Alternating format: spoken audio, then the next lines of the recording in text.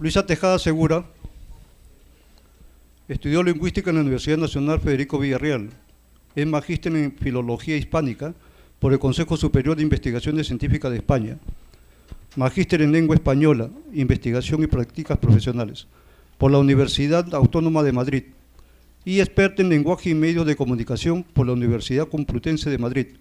Como correctora profesional formada en Cálamo y CRAN, ha trabajado para la Fundación del Español Urgente, Fundeo, y distintas editoriales.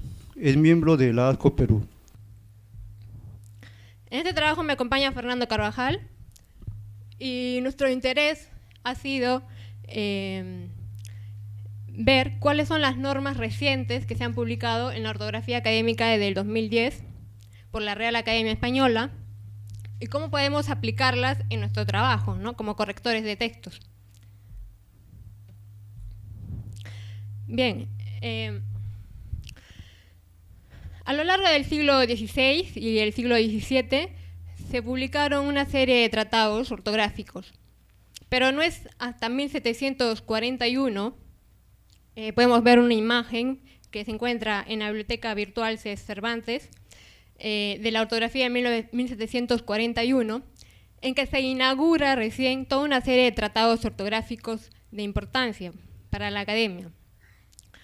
En 1844 es cuando la reina Isabel II decreta que es obligatoria la enseñanza de la ortografía. De ahí que la ortografía cobrara realmente gran importancia, no solamente porque ya era obligatoria su enseñanza, sino porque la academia tenía una nueva obra por la cual tenía que investigar.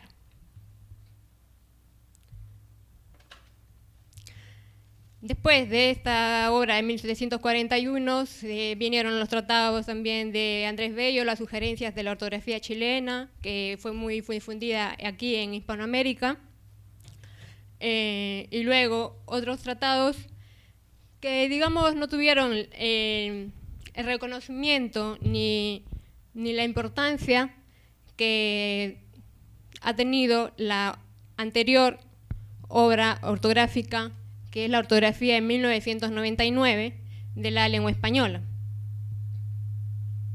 Bien, esta ortografía de 1999 dista de la ortografía actual de 2010. La primera diferencia salta a la vista. Hay una diferencia física. En la primera hay unas cortas, escuetas, casi 63 páginas, que con prólogo y todo pues suman casi 162 páginas. Y en la ortografía actual, la de 2010, nos encontramos con casi cerca de 750 páginas. Entonces es una obra bastante densa y la Real Academia nos explica por qué. Hay todo un marco histórico que se da en la introducción de la ortografía del 2010 y aparte se incorporan materiales muy novedosos que anteriores ortografías no habían nunca incluido. Pero lo que nos interesa a nosotros ver ahora es principalmente cuáles han sido las novedades que trae esta nueva ortografía, la de 2010. La página web de la Real Academia nos facilita un poco la tarea y nos explica en 8 puntos o apartados cuáles han sido estos cambios destacados. A ver, la página web, decía, de la Real Academia nos muestra en 8 puntos o apartados cuáles han sido estos cambios destacados, los últimos cambios, los más recientes, los más novedosos, digamos, que nos trae la ortografía del 2010.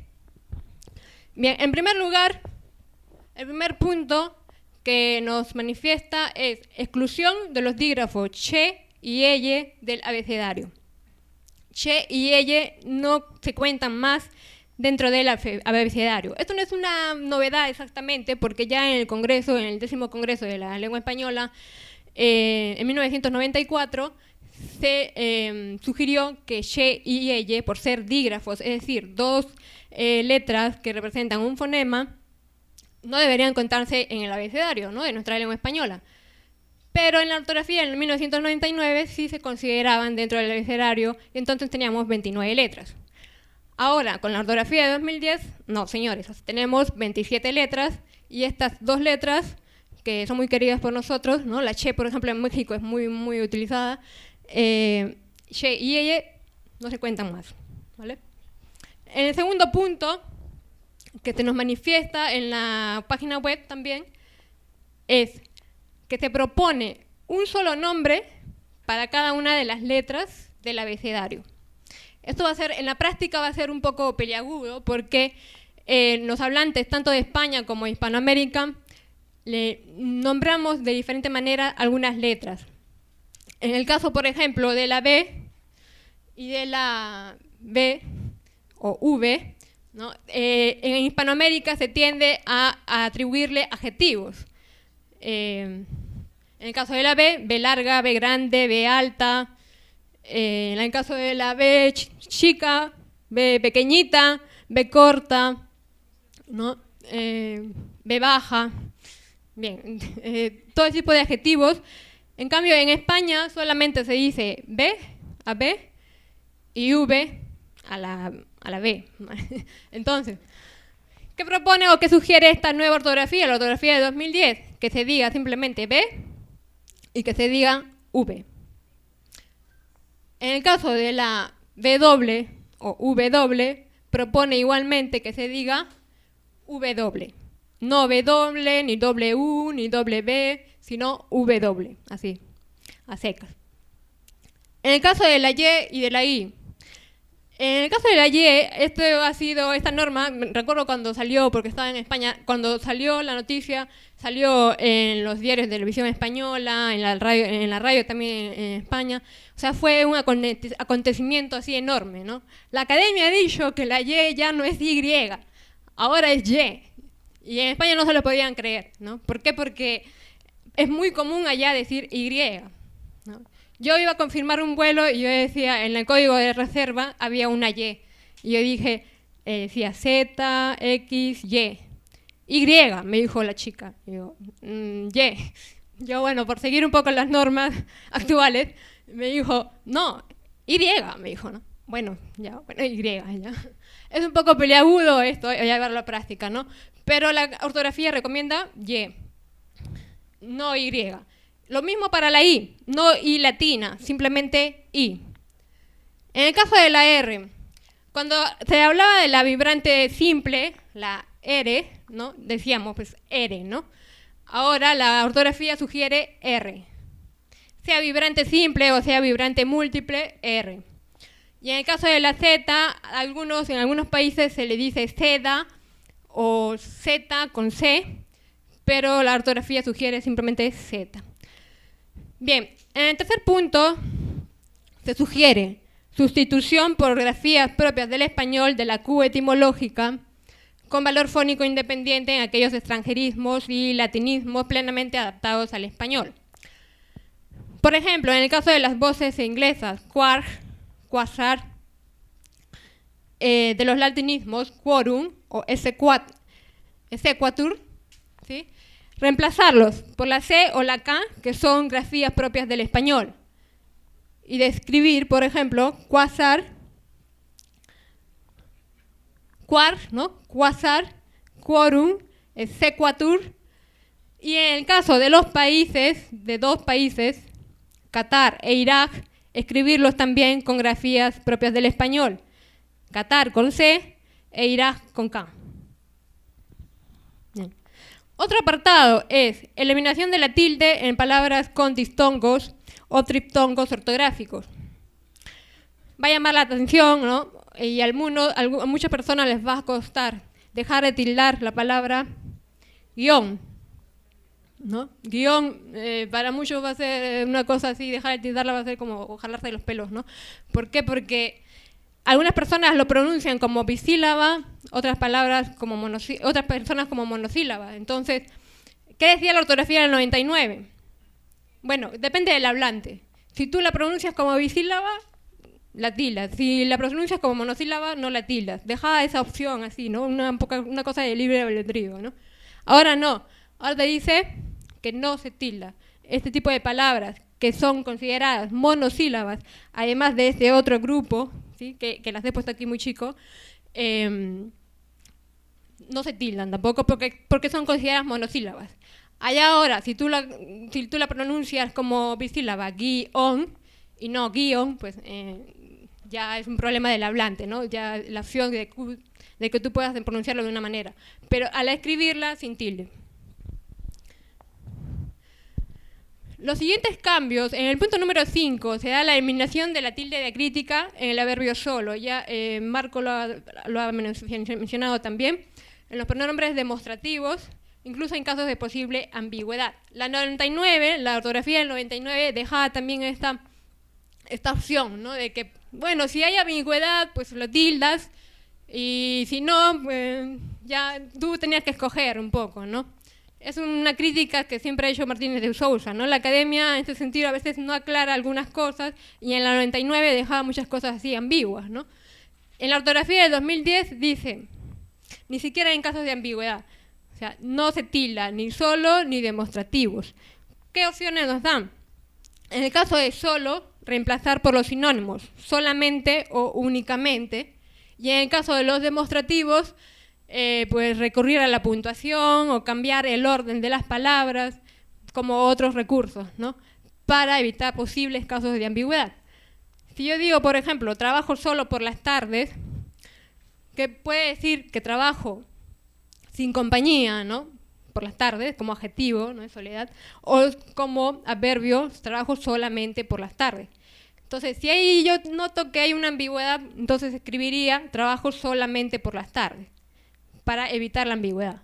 Eso es lo que recomienda la ortografía de 2010. Si hay problemas con solo, reemplazar por únicamente o por solamente. Y si hay problemas con los demostrativos, cambiar la puntuación o cambiar el orden de las palabras. En el punto 6 dice, supresión de la tilde diacrítica en la conjunción disyuntiva o, escrita entre cifras. La conjunción o se escribirá siempre sin tilde, ¿sí? Antes sugería que se quitara la tilde cuando estaba entre cifras, sobre todo para distinguirla del número 0, ¿no?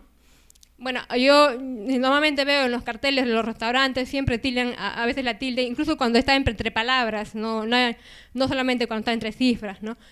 Y ahora, bueno, la academia ha visto que por conveniente que ni gráficamente, ni tampoco ortográficamente, porque O es una palabra átona, no hay necesidad ya de seguir tildando la O, ni siquiera para distinguirla del 0, porque ahora gráficamente se puede notar la distancia de altura, ¿no? Entre una O y un 0.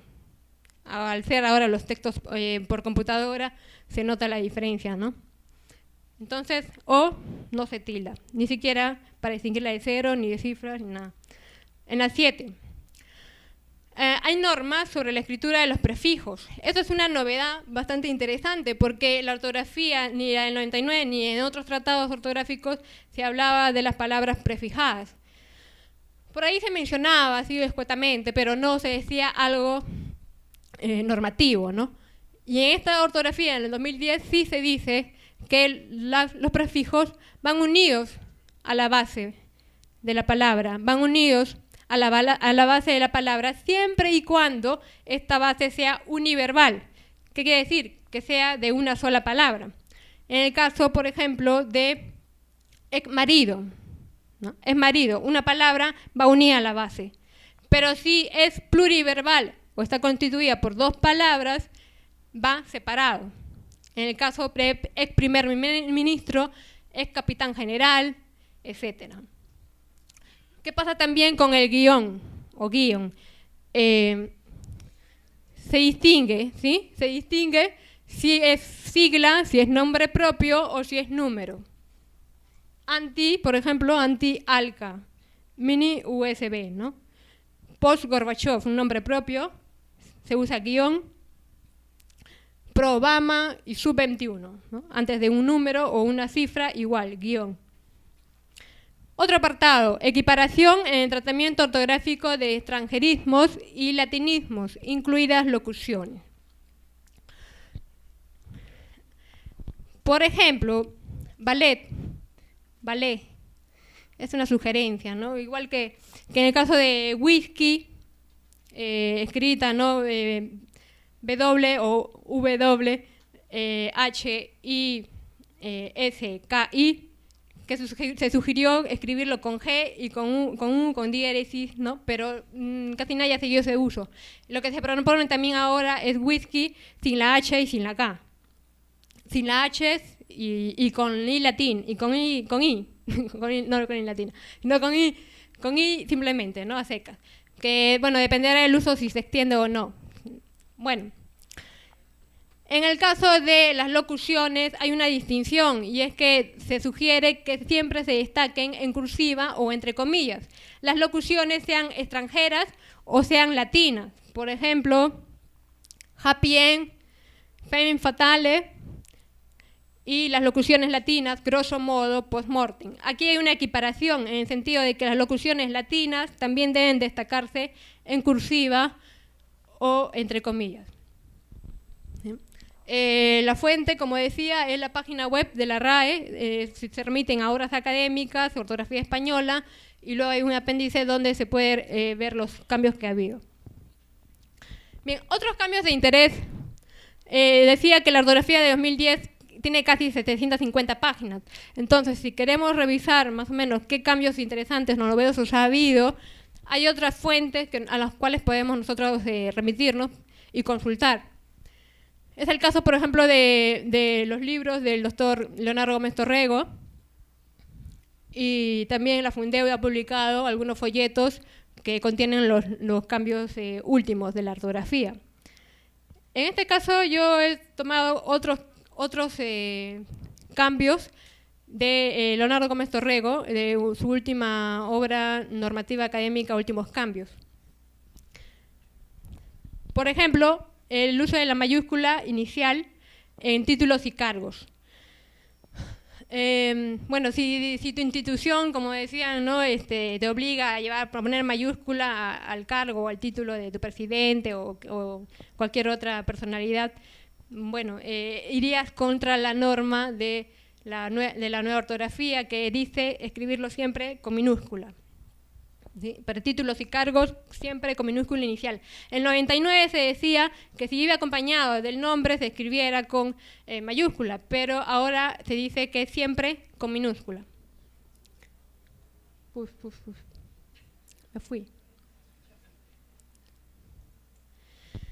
Bien, otro cambio interesante. Voy. Ya. Otro cambio interesante es el uso de la mayúscula en algunos accidentes geográficos también. Por ejemplo, se sigue manteniendo la mayúscula inicial en la península o en los Andes, pero se escribe con minúscula si nos referimos a los derivados de estos accidentes geográficos como son península ibérica o cordillera andina. ¿Sí?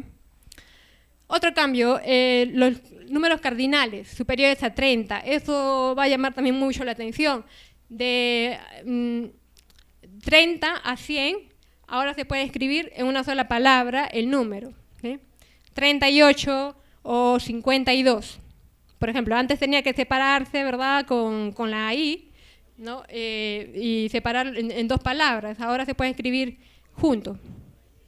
Sí, y encima cambiando, ¿no? la I, o sea, es un poco raro para parecer italiano esto, pero es ahora la nueva ortografía sugiere esta escritura. También sugiere algo novedoso que no se había hablado en otros tratados ortográficos, es sobre nombres. En el caso de los nombres compuestos, José Luis, escribirlo junto y obviamente se adapta siguiendo las normas generales de acentuación, ¿no? José Luis al escribir junto, aguda, tilde. Igual Juan Pablo cambia su ortografía si se une, antes de P la N cambia a M y entonces también se adapta. En morfología hay algunos cambios también interesantes. En el femenino, ya que se han adaptado nuevos términos de acuerdo al género, es admisible, por ejemplo, la médica, pero no sería admisible la médico. Si vamos a concordar sustantivos que terminan en O, concordarlos y hacerlos lograr su femenino con la terminación A, lo correcto es que hagamos la concordancia también con el artículo, ¿no? La médica y no la médico. También en plural hay cosas interesantes. Por ejemplo, aquellas palabras que terminan en i, en y, en y, va a ser difícil, yo en la práctica que diga unas cosas. En y, las que terminan en y, por ejemplo, ponis, ponies o ponis, el plural. Bien, Gómez Torrego nos dice, bueno, no lo dice Gómez Torrego, sino que lo dice la ortografía académica de 2010, pero yo lo recojo de Gómez Torrego y él ha revisado pues, qué se dice o qué se cambia, y es que esta y de las palabras que terminen en y se cambia a i, y obviamente se sigue la forma para la formación de plural que es característica del español con terminación s. En el caso de ponis. Claro, o sea, se cambia la y de pony, la y final se cambia a la i y se añade la s, ¿no? Como se suele formar el plural en español. Luego, en italianismos se dice los espaguetis o los spaghetti. Bueno, en italiano la terminación i ya implica plural, ¿no? Pero algunas personas cuando luego tienen que decir el plural de esta palabra, no saben si decir los espaguetis o los espaguetis, ¿no? Lo que recomienda la ortografía es simplemente decir los espaguetis, porque en español se vería como singular, ¿no? Entonces hay que añadirle obviamente la s final, ¿no? Entonces sería los espaguetis, ¿no? El plural de palabras acabadas en consonante, por ejemplo, tes, es los tes o los tes. En este caso hay una excepción, ¿no? Con este tipo de palabras y se mantienen invariables, es decir, los tes queda sin cambio, ¿no? Sin la s final, sino los tes, ¿sí? Se mantiene invariable. Más cosas, algunos superlativos en ísimo o ísima. Por ejemplo, fortísimo o fuertísimo. Bueno, solamente se aceptaba antes el superlativo buenísimo, ¿sí? De bonísimo, buenísimo. Se aceptaba buenísimo. Pero las otras eran vistas como vulgar o poco culto, ¿no? Ahora se aceptan también fuertísimo, por ejemplo, y otros superlativos. ¿Es correcto decir más mayor? ¿No? A veces nos duele, ¿no? Si oímos ahí más mayor. Ahora es correcto siempre y cuando, obviamente, tampoco la academia puede ceder mucho, ¿no? Siempre y cuando, ojo, no haya una estructura comparativa. ¿Qué es esto? O sea, yo digo, tú eres más mayor que yo, estoy comparándote a ti conmigo, ¿no? Tú eres más mayor que yo, ¿no? Sí. Entonces, en este caso, obviamente, hay una estructura comparativa, hay dos elementos que se comparan y el más mayor, atribuirle el más a este adverbio, no sería válido, no sería correcto, ¿no? Pero cuando no hay este tipo de estructuras comparativas, sí podría aceptarse la construcción más mayor. Por ejemplo, cuando sea más mayor, ¿qué quiere decir? Cuando tenga unos años más, ¿no? Es diferente decir cuando sea más mayor que cuando sea mayor, obviamente, ¿no? No es lo mismo. Pero cuando sea mayor, de repente yo soy chiquita y digo, bueno, cuando sea adulta, ¿no? Cuando sea más mayor, pues si ahora tengo tal edad, ¿no? Entonces, cuando tenga tal edad, entonces voy a ser más mayor, ¿no? En este caso no hay comparación, entonces es válido. Ahora, en el caso de verbos acabados en cuar o guar, adecuas o adecuas, también, ¿no? Se ha hablado de ese tipo de variación en la acentuación. Ambas son válidas, entonces en la ortografía se reconoce que ambas pronunciaciones son válidas. Por último, quería agregar también algunos cambios que ha habido en sintaxis, algunos cambios importantes. Sí. Por ejemplo, el primer caso es un caso que no se da aquí en Hispanoamérica, en Perú ni en Hispanoamérica, es un caso que sí se da en España, de la agrupación a por. En España se dice ir a por algo, Es común decir ir a por. Y nosotros no tenemos ese tipo de construcciones, ¿no? Ir a por el periódico. Voy a por ello, voy a por una meta, voy a por algo. Para nosotros es incorrecto, ¿no? Sería algo incorrecto.